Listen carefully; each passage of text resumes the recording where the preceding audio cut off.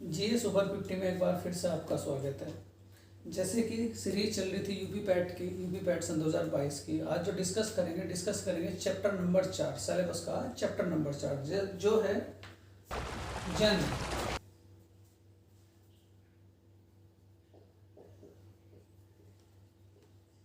देखो जन, सबसे पहले इसमें डिस्कस करेंगे तीर्थंकर, क्योंकि इसमें गुरुओं को क्या कहा जाता था? तीर्थंकर। तीर्थंकर का मतलब क्या था? पार करने वाला या पार लगाने वाला। जैसे गुरु नैया पार लगाता है, ऐसे ही जैन धर्म में तीर्थंकर किसे कहा जाता था? गुरु को। ठीक, सबसे पहले पढ़ेंगे जो पेपर में पूछे जाते हैं तीन कैंडिडेट कौन कौन से? सबसे पहले तीर्थंकर, उसके बाद 23वें तीर्थंकर, और उसके बाद 24वें तीर्थंकर। देखो जो पहले तीर्थंकर हैं उनका नाम क्या था? ऋषभदेव। और यही क्या थे? जैन धर्म के संस्थापक। उसके बाद जो 23वें तीर्थंकर थे उनका नाम क्या था? पार्श्वनाथ। इनका नाम क्या था? पार्श्वनाथ। उसके बाद जो 24वें तीर्थंकर थे जिनका नाम क्या था? महावीर स्वामी। और यही हमारे सिलेबस में है, महावीर स्वामी। तो डिस्कशन जो हम करेंगे, जो डीप में जाएंगे, वो किसके डीप में जाएंगे? महावीर स्वामी के। देखो एक बार और समझो, जैन धर्म में तीर्थंकर का मतलब क्या होता है? पार करने वाला। इसमें तीन कैंडिडेट याद रखेंगे, पहले तीर्थंकर, 23वें तीर्थंकर और 24वें तीर्थंकर। पहले तीर्थंकर का नाम क्या है? ऋषभदेव, जो कि क्या थे? जैन धर्म के संस्थापक। उसके बाद 23वें तीर्थंकर का नाम क्या है? क्या कहोगे? पार्श्वनाथ। और उसके बाद 24वें तीर्थंकर का नाम क्या है? तो क्या कहोगे? महावीर स्वामी। और महावीर स्वामी हमारे यूपी पैट के सिलेबस में। ठीक, अब इनके प्रतीक चिन्हों के बारे में बात करेंगे। देखो जो ऋषभदेव थे, इनका प्रतीक चिन्ह क्या था? सांड। ऋषभदेव का प्रतीक चिन्ह क्या था? सांड। उसके बाद पार्श्वनाथ का प्रतीक चिन्ह क्या था? सांप। प्रतीक चिन्ह क्या था? सांप। उसके बाद जो 24वें तीर्थंकर महावीर स्वामी थे, इनका प्रतीक चिन्ह क्या था? शेर। देखो अब डिस्कस करेंगे हम, क्योंकि सिलेबस में तो हमारे महावीर स्वामी है, ना कि पार्श्वनाथ, ना कि ऋषभदेव। तो हम डिस्कस करेंगे महावीर स्वामी के बारे में। डिस्कस किसके बारे में करेंगे? महावीर स्वामी के बारे में। तो क्वेश्चन नंबर फर्स्ट देखो, यहां से एक स्लाइड तैयार करते हैं। सबसे पहले जन्म कब हुआ था? 540। कहाँ हुआ था? स्थान। तो क्या कहोगे? कुंडग्राम, वैशाली। उसके बाद पिता सिद्धार्थ, माता तो क्या कहोगे? त्रिशला।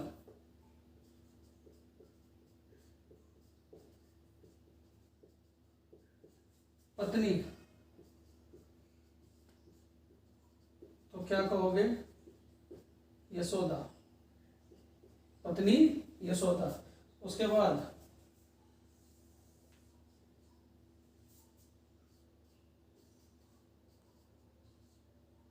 पुत्री तो क्या कहोगे? प्रियदर्शना या अनुज्जा।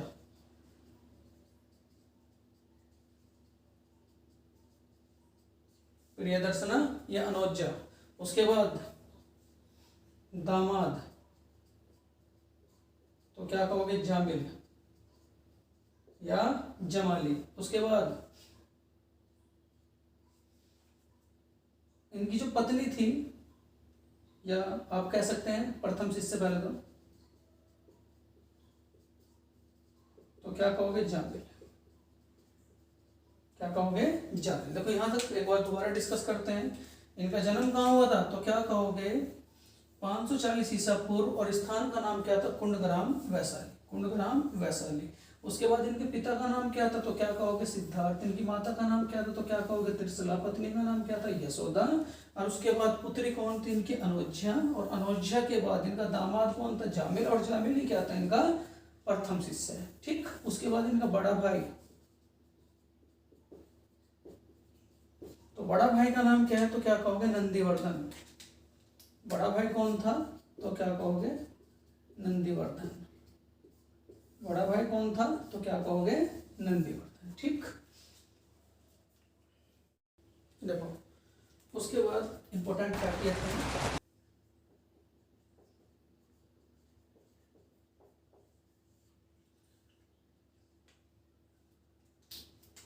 29 वर्ष की आयु में ग्रह त्याग, ठीक, 35 वर्ष की आयु में ज्ञान प्राप्त, 29 वर्ष की आयु में ग्रह त्याग, 35 वर्ष की आयु में ज्ञान प्राप्त। उसके बाद नदी जिसके नीचे तपस्या की, उसका नाम क्या था निरंजना, उसका नाम क्या था निरंजन नदी। उसके बाद मृत्यु, तो मृत्यु 468 ईसा पूर्व कहाँ पावापुरी, 468 ईसा पूर्व और कहाँ पावापुरी, और पावापुरी कहाँ पड़ता है बिहार। उसके बाद जैन समाज के मंदिर जो प्रसिद्ध मंदिर है, देखो एक तो है आप लोगों को खजुराहो का मंदिर जो कहाँ स्थित है एमपी में, जिसका निर्माण किसने कराया था चंदेलों ने, ठीक। उसके बाद दूसरा जैन मंदिर है आपका माउंट आबू, ये कहाँ पड़ता है राजस्थान, और जिसका निर्माण किसने कराया था चालुक्यों और सोलंकियों ने, चालुक्य और क्या सोलंकियों ने, ठीक। उसके बाद देखो संगीति यानी कि सभा, 2 सभा हुई है,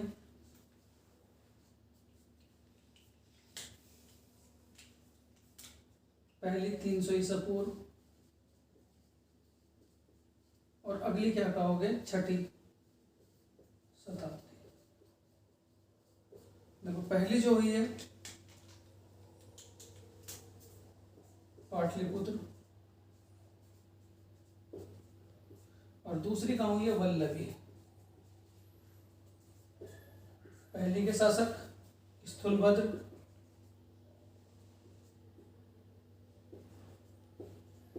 और दूसरी के शासक क्या है समासरण, ठीक। इस प्रकार आप लोगों ने देखा 2 संगतियां, पहली जैन संगति कहाँ हुई थी 300 ईसा पूर्व, कहाँ हुई थी पाटलिपुत्र, और पाटलिपुत्र का नया नाम क्या है तो क्या कहोगे पटना। इसके जो शासक थे उसका नाम क्या था स्थूलभद्र। उसके बाद दूसरी कहाँ हुई थी 6ठी शताब्दी में, और 6ठी शताब्दी में जो संगति हुई थी वो कहाँ हुई थी वल्लभी में, और उसके बाद उसके जो संस्थापक थे वो क्या थे समासरण। देखो उसके बाद इंपॉर्टेंट फैक्ट क्या है, इनका ग्रंथ जैनियों का ग्रंथ जिसका नाम क्या था कल्पसूत्र, जैनियों का ग्रंथ जिसका नाम क्या था कल्पसूत्र, और इसकी भाषा क्या थी तो क्या कहोगे संस्कृत, ठीक। इसके रचयिता कौन थे तो क्या कहोगे भद्रभाव, इसके रचयिता कौन है तो क्या कहोगे भद्रभाव। उसके बाद देखो जैनियों के जो ग्रंथ थे और बौद्धों के जो ग्रंथ थे, जैनियों के जो ग्रंथ थे उन्हें क्या कहा जाता था अंग, और उसके बाद बौद्धों के जो ग्रंथ थे उन्हें क्या कहा जाता था त्रिपिटक, उन्हें क्या कहा जाता था त्रिपिटक, ठीक। जैनियों के ग्रंथों को क्या कहा जाता था अंग, और बौद्धों के ग्रंथों को क्या कहा जाता था त्रिपिटक, ठीक। उसके बाद देखो जो अगला पॉइंट है इनकी मृत्यु, मृत्यु कहाँ हुई थी इनकी पावापुरी, और पावापुरी कहाँ पड़ता है बिहार, और बिहार में इनकी मृत्यु कब हुई थी 468 ईसा पूर्व, ठीक। उसके बाद अन्य 2 कंडीशन याद रखेंगे ना, इनका ज्ञान, जो इन्हें ज्ञान प्राप्त होता ना उस ज्ञान का नाम क्या था तो क्या कहोगे कवल्य, निरंजन नदी के किनारे जो इन्हें ज्ञान प्राप्त होता उसका नाम क्या था कवल्य। उसके बाद देखो इन्होंने पहला उपदेश, जैसे कि गौतम बुद्ध ने अपना पहला उपदेश कहाँ दिया था? सारनाथ में। और सबसे अधिक कहाँ दिए थे? श्रावस्ती में। ऐसे ही इन्होंने अपना पहला उपदेश कहाँ दिया था और अंतिम उपदेश कहाँ दिया था? जो प्रथम उपदेश दिया था वो कहाँ दिया था? राजगीर, ये भी बिहार में पड़ता है। और अंतिम उपदेश कहाँ दिया था? तो क्या कहोगे? पावापुरी। ठीक, ये थे इंपॉर्टेंट फैक्ट। जैसे कि ग्रंथ क्या है इनका? तो क्या कहोगे? कल्पसूत्र। भाषा क्या है? संस्कृत। और रचयिता कौन है? तो क्या कहोगे? भद्रबाहु। उसके बाद जैनियों के ग्रंथों को क्या कहा जाता था? अंग। और बौद्धों के ग्रंथों को क्या कहा जाता? त्रिपिटक। मृत्यु कहाँ हुई थी इनकी? पावापुरी में। और पावापुरी कहाँ पड़ता है? बिहार में। और कब हुई थी? 468 ईसा पूर्व। फिर उसके बाद इन्हें जो ज्ञान प्राप्त हुआ तो उसका नाम क्या था? कवल्य। और जब इन्होंने ज्ञान प्राप्त हुआ तो इन्होंने सबसे पहला उपदेश कहाँ दिया था? राजगीर में। और उसके बाद अंतिम उपदेश कहाँ दिया था? पावापुरी में। ठीक, इनके उपदेशों की भाषा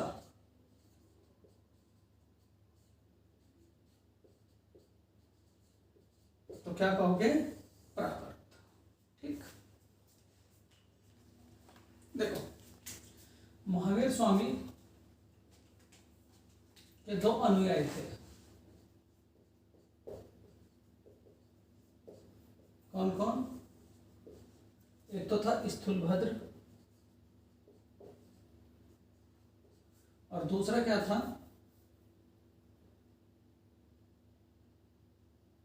भद्रभाव।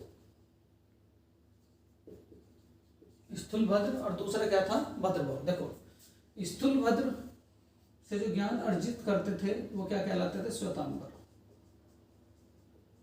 यानी सफेद वस्त्र धारण करने वाले।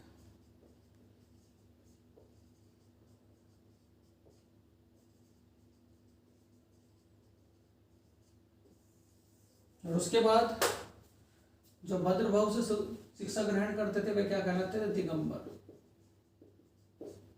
ठीक, और दिगंबर कौन थे? बिना वस्त्र वाले, इनके नग्न अवस्था में रहने वाले। उसके बाद इनके 3 सिद्धांत थे। 3 सिद्धांत कौन कौन से? सम्यक ज्ञान,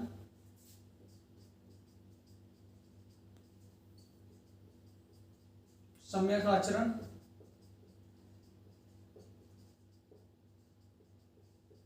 और सम्यक दृष्टि।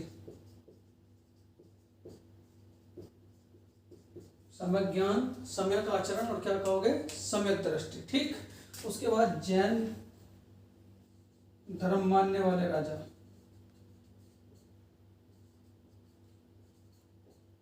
तो क्या कहोगे? उदायीन। दूसरा क्या कहोगे? प्रसन्नजीत। तीसरा क्या कहोगे? खारवेल नरेश। ठीक, ये राजा थे उदायीन, प्रसन्नजीत और क्या कहोगे? Kharavela Naresh. Question number first, देखो महावीर स्वामी का जन्म किस क्षत्रिय गोत्र में हुआ था? तो क्या कहोगे? यांत्रिक। ठीक, दिलवाड़ा का जैन मंदिर बनवाया था ना तो चोलों ने, ना चंदेलों ने, ना ही राष्ट्रकूटों ने। और बनवाया किसने था? तो क्या कहोगे? चालुक्यों ने। ठीक, आंसर क्या हो जाएगा? चालुक्य। उसके बाद क्वेश्चन नंबर 3, अनुवर्त शब्द का संबंध किससे है? ना तो हिंदू धर्म से, ना बौद्ध धर्म से, इनमें से कोई नहीं। और इसका जो संबंध है तो क्या कहोगे? केवल क्या कहोगे? जैन समाज से। ठीक, इसका आंसर क्या हो जाएगा? जैन समाज। उसके बाद क्वेश्चन नंबर 4, जैन ग्रंथ कल्पसूत्र के रचयिता हेमचंद भी नहीं है, स्वयंभू भी नहीं है, कोई नहीं भी नहीं है, तो इसका रचयिता कौन है? तो क्या कहोगे? भद्रबाहु। तो इसका आंसर क्या हो जाएगा? भद्रबाहु। ठीक, क्वेश्चन नंबर 5, जैन धर्म के ग्रंथ को कहा जाता था? देखो त्रिपिटक तो जैनियों का ग्रंथ था। उसके बाद त्रिपिटक तो आप लोगों का बौद्धों के ग्रंथ थे। अहर्थ कोई ग्रंथ नहीं है, जीन भी कोई ग्रंथ नहीं है। एक ही वचन जो ऑप्शन है आप लोगों का सेकंड, और जिसका नाम क्या है? अंग। तो इस प्रकार जैन धर्म के ग्रंथ को कहा जाता था तो क्या कहोगे? अंग। महावीर स्वामी ने अपना प्रथम उपदेश दिया। देखो प्रथम उपदेश तो दिया था कहाँ से? प्रथम उपदेश दिया था राजगीर में और अंतिम उपदेश कहाँ दिया था? पावापुरी में। तो इसका आंसर क्या हो जाएगा? राजगीर। ठीक, उसके बाद जैनियों की भाषा मोस्ट इंपोर्टेंट क्वेश्चन। देखो क्या कहोगे? प्राकृत। संस्कृत किसकी? आर्यों की। ठीक, उसके बाद जैन धर्म के कितने रत्न थे? तो क्या कहोगे? त्रिरत्न। कौन कौन से? सम्यक ज्ञान, सम्यक आचरण और क्या कहोगे? सम्यक दृष्टि।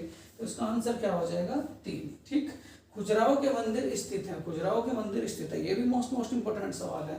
तो कहाँ स्थित है, तो क्या कहोगे मध्य प्रदेश में। जिसका निर्माण किसने कराया था, तो क्या कहोगे चंदेलों ने। ठीक, उसके बाद लास्ट क्वेश्चन है, जैन समाज में कुल कितनी सभाएं हुई, जैन समाज में कुल कितनी सभाएं हुई, तो क्या कहोगे 2, क्या कहोगे 2।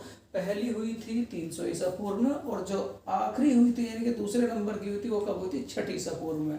तो इसका आंसर क्या हो जाएगा 2।